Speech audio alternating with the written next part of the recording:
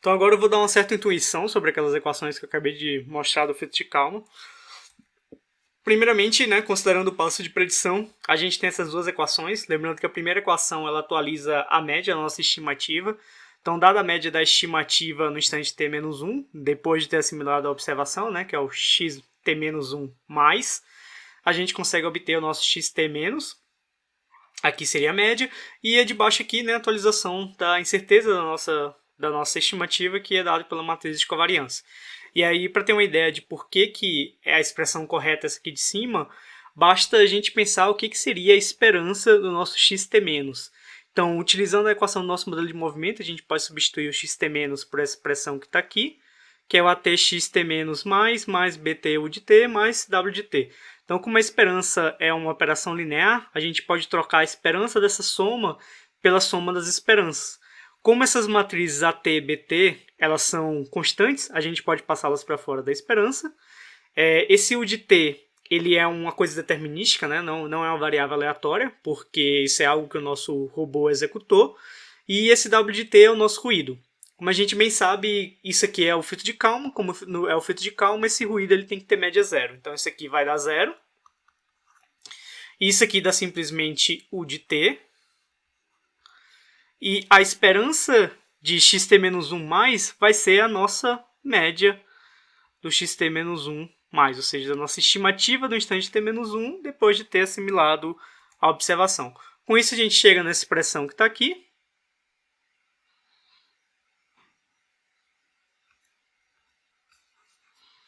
que é que o xt- é AT xt-1 mais bt ou de t, conforme a gente tinha aqui em cima.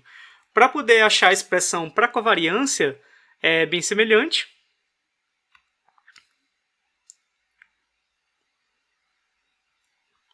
A diferença é que agora a gente vai calcular a covariância do xt-.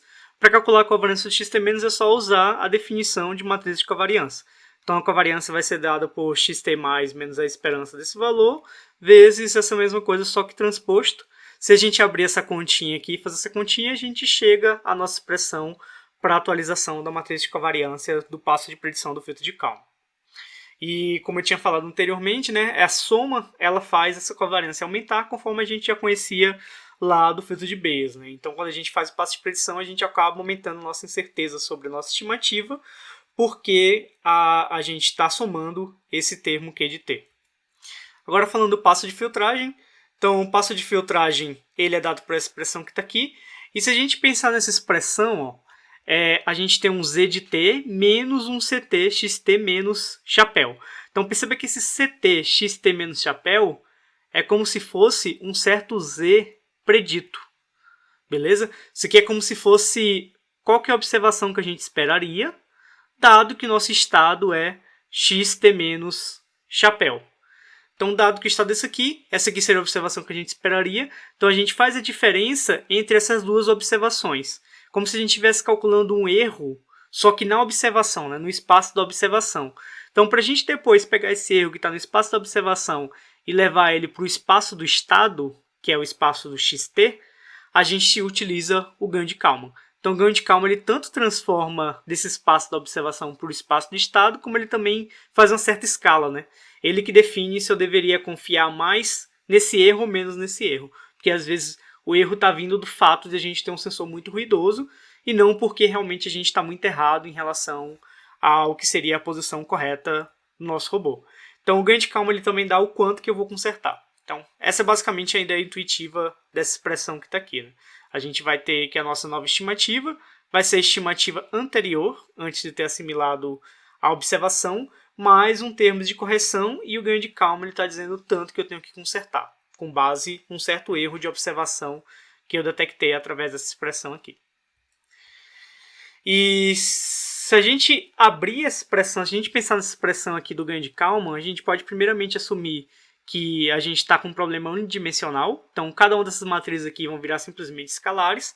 Se a gente considerar isso, eu consigo pegar essa expressão que está aqui e transformar nisso que está aqui. Basicamente o que eu fiz foi multiplicar e dividir por CT. Então, multiplicando e dividido por CT, aparece um CT a mais que está aqui, gerando essa expressão CT, PT menos CT transposto. e para poder compensar eu multipliquei por um CT a menos 1, que está aqui à esquerda. Então perceba que basicamente eu tenho esse termo CT menos 1 multiplicado por um termo que é um quociente entre esse CT sobre RT mais esse pedaço que está aqui. E aí, o que eu posso dizer é que como esse CT A-1 ele transformasse o erro que está na observação para o estado, né? Então perceba que aquele erro que a gente tinha calculado, ele está no espaço da observação. Basicamente, você pode pensar é que a gente tem que Z de T é igual a CT x de T. Então, se esse CT ele transforma o estado para a observação, se a gente multiplicar por CT A-1 a observação, a gente recupera o estado. Então, a gente tem como se fosse x de t é CT A-1 vezes a nossa observação. Então, dado isso, é como se esse cara estivesse transformando o erro que está na observação para o estado, né, para a gente depois conseguir atualizar a nossa estimativa do estado. E eu tenho um outro termo que está aqui que diz o quanto que eu vou consertar. Então, basicamente, é isso que o ganho de calma está fazendo.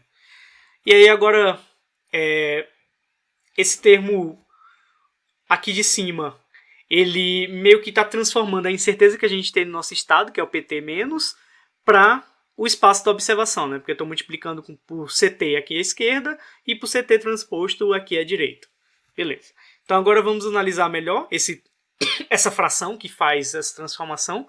Então, analisando essa fração, a gente tem o seguinte. Primeiramente, se a gente tiver que esse termo CT, PT menos CT transposto é muito maior do que o R de T, do que a covariância do sensor, né, do erro do sensor, a gente basicamente, se a gente está nesse caso, significa que a gente está muito incerto da nossa posição em relação à incerteza que a gente tem do sensor.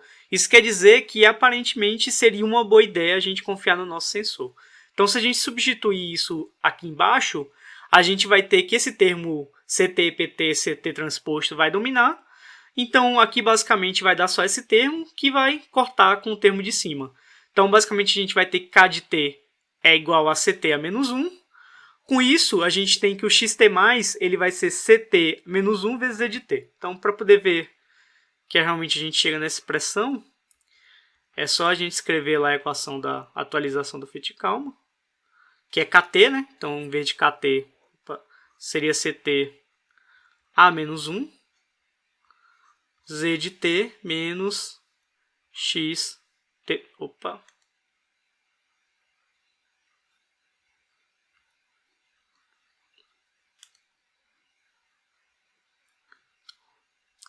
CT xt a menos 1. Então, arrumando aqui esses termos, a gente vai ficar aqui xt mais é igual a xt menos mais ct a menos 1, z de t menos, aí ct menos vezes ct dá a identidade, ou dá 1, né? No caso aqui, considerando unidimensional, menos xt a menos 1. Então, esse termo vai cortar com esse termo e a gente fica com essa expressão que está mostrado aqui no slide. Por outro lado, se a gente tiver que R de t é muito maior do que CT, PT menos CT transposto, né, esse termo aqui de baixo, então esse termo é R de t que vai dominar e a gente vai ter um KT dado por essa expressão que está aqui. Então, basicamente, nesse caso, a gente realmente vai ter uma certa correção, né? E a nossa correção vai ser dada por essa expressão que está aqui para poder atualizar o nosso xt+. Só que, imagine que o R de t ele tende a infinito. Isso é um caso em que eu tenho um sensor muito ruidoso, né? O meu sensor é tão ruidoso que, se você pensar intuitivamente, o que faria sentido nesse caso é a gente não confiar no sensor e ficar basicamente confiando na nossa estimativa. Então, esse é um caso em que, se a gente olhar essa expressão, a gente teria um CT a menos 1 aqui. A gente teria um RT a menos 1 aqui. Como o RT ele tende a infinito, esse RT a menos 1 tenderia a zero, de modo que o ganho de Kalman tenderia a zero. Com o ganho de Kalman tendendo a zero, todo esse termo aqui vai zerar. Todo esse termo aqui zerando, a gente chega aqui, xt mais é igual a xt menos. Ou seja, basicamente, a gente só confia na nossa estimativa e não faz nenhuma correção na nossa estimativa com base na observação, porque o nosso sensor é muito ruidoso, então esse é um caso que a gente ignora completamente o nosso sensor. Continuando aqui no passo de filtragem, a gente também observa, né, que a gente tem uma subtração da nossa matriz de covariância, o que explica a redução na incerteza da nossa matriz de covariância. E esse termo aqui ele representa o tanto que a gente vai diminuir nessa incerteza. Agora, pensando no ruído de comando, uma coisa interessante é que a gente define, normalmente na formulação do filtro de Kalman, que a gente tem esse W de T, né? Que é um tipo de ruído que ele soma direto no estado.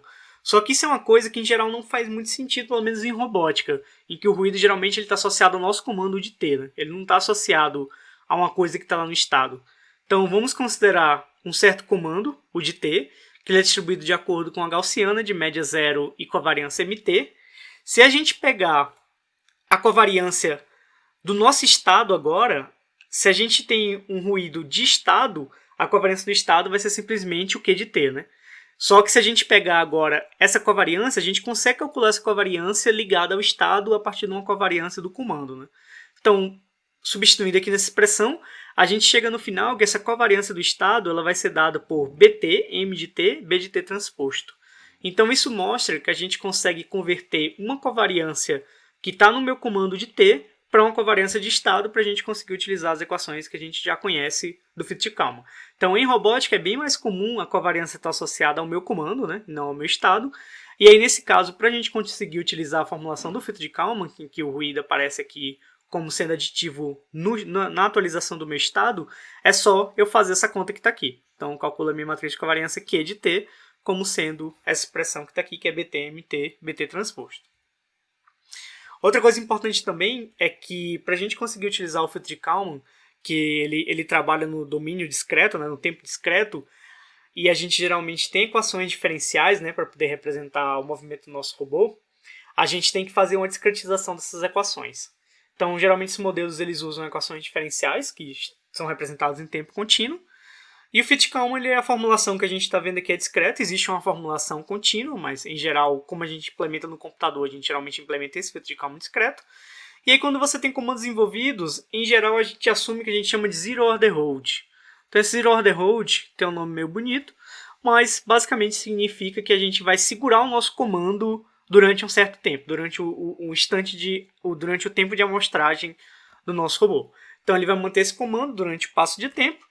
E aí, em geral, tem algumas formas de você fazer esse tipo de discretização aproximada, né? Você pode usar, por exemplo, as aproximações que vocês aprendem para resolver a equação diferencial.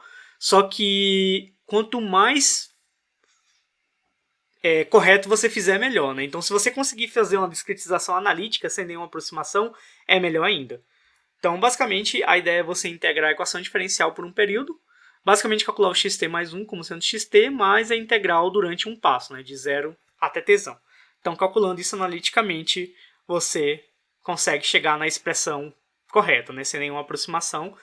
Claro que nem sempre você vai conseguir fazer isso e às vezes você vai ter que recorrer a algum método de aproximação de integração de equação diferencial. Outra coisa também é que o filtro de Kalman ele só funciona realmente se o seu modelo for linear, né? Isso é um gargalo bem grande do filtro de Kalman.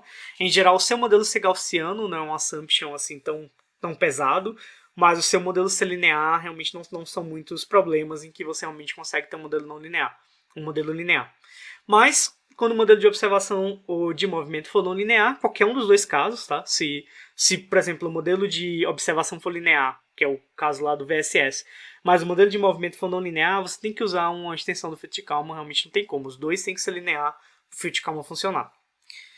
E aí existem umas extensões não lineares bem conhecidas do filtro de Kalman. A primeira delas, que é a mais conhecida de todas, é chamada de EKF. Então a ideia é você linearizar os modelos de movimento de observação utilizando os jacobianos, né? Basicamente você vai calcular derivadas parciais e fazer uma aproximação de primeira ordem do seu modelo não linear. E a partir daí você cai exatamente nas equações do filtro de Kalman, de modo que você pode utilizar as equações do filtro de Kalman mesmo para resolver o problema. E aí no próximo passo você relineariza, a gente sempre, quando está utilizando o EKF, a gente lineariza em torno da estimativa atual, em torno da média atual. Então, no próximo passo, você vai linearizar novamente em torno da nova média atual. E existe um outro tipo de extensão do filtro de Kalman, que é um Uncertainty Kalman Filter. E aí, essa outra extensão, ele usa o que a gente chama de Uncertainty Transform, que é um tipo de transformação. A gente vai ver quando for ver a aula de UKF. E a ideia dessa transformação é que ela usa alguns pontos próximos da média, que a gente chama de Sigma Points. E aí, utilizando esses pontos, a gente consegue fazer uma extensão do filtro de Kalman. O EKF ele vai ser mostrado na próxima aula, e o KF vai ser a última aula do curso.